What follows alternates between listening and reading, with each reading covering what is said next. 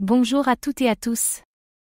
Aujourd'hui, on soulève une question aussi technique que politique, qui contrôle vraiment les nœuds de Bitcoin?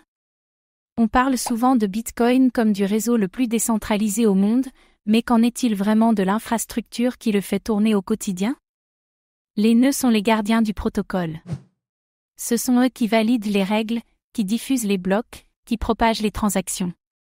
Mais qui les opère? Quel logiciel utilisent-ils?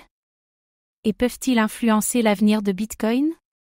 Dans ce script, on va voir ensemble ce qu'est un nœud Bitcoin et son rôle exact. Les types de nœuds et qui les fait tourner.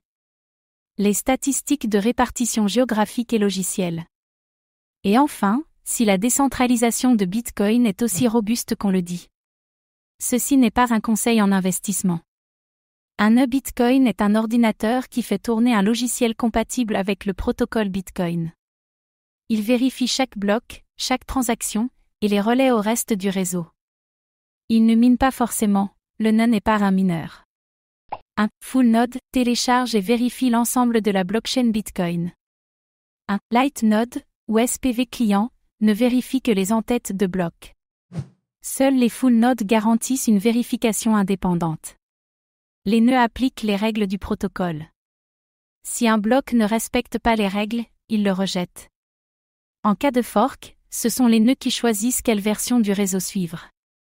Beaucoup de nœuds sont opérés par des individus, souvent anonymes, qui croient à la souveraineté financière.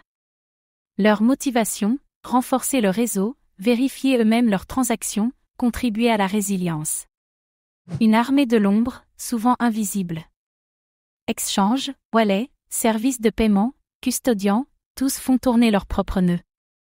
Objectif, vérifier les transactions de leurs clients et interagir avec le réseau sans dépendance tierce. Une décentralisation partielle mais structurée. Beaucoup de nœuds tournent sur AWS, Google Cloud, DigitalOcean. Cela facilite le déploiement, mais crée un point de centralisation potentiel.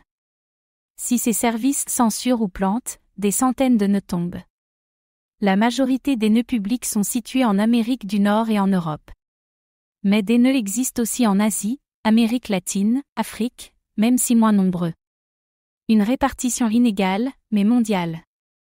Plus de 95% des nœuds tournent avec Bitcoin Core, le logiciel de référence. Il existe des alternatives, BTCD, Bcoin, Libitcoin, mais très peu utilisées. Une domination quasi totale de Bitcoin Core. Tous les nœuds ne tournent pas la même version du logiciel. Cela peut poser des problèmes de compatibilité lors d'updates. Le consensus dépend aussi de la mise à jour effective des opérateurs. Si presque tous les nœuds utilisent Bitcoin Core, cela donne un poids énorme à ces développeurs. Une vulnérabilité possible si le repo est compromis ou manipulé. Une monoculture technique est un risque en soi. Une grande partie des nœuds tournent sur des serveurs cloud américains. Cela expose le réseau à des interruptions ou censures par des acteurs centralisés. Le mythe du réseau inarrêtable peut se fissurer. Faire tourner un full node demande un disque dur conséquent, plus de 500 gigaoctets, et une connexion stable. Ce n'est pas accessible à tout le monde. L'inclusivité technique est encore un défi. Lors de la guerre autour de l'activation de Segwit, les nœuds ont joué un rôle décisif.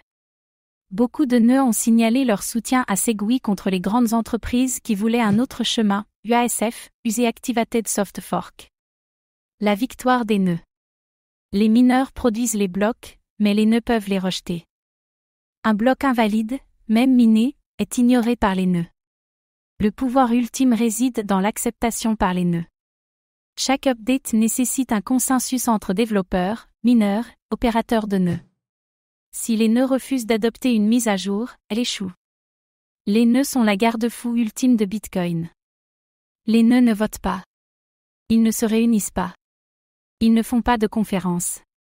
Mais collectivement, leur comportement dicte la légitimité du protocole. Une gouvernance émergente, non coordonnée. Même si des milliers de nœuds tombent, le réseau continue. Plus il y a de diversité, OS, région, configuration, plus le réseau est résilient. Les nœuds créent la robustesse. Faire tourner un nœud, c'est un acte militant. C'est refuser de déléguer sa confiance.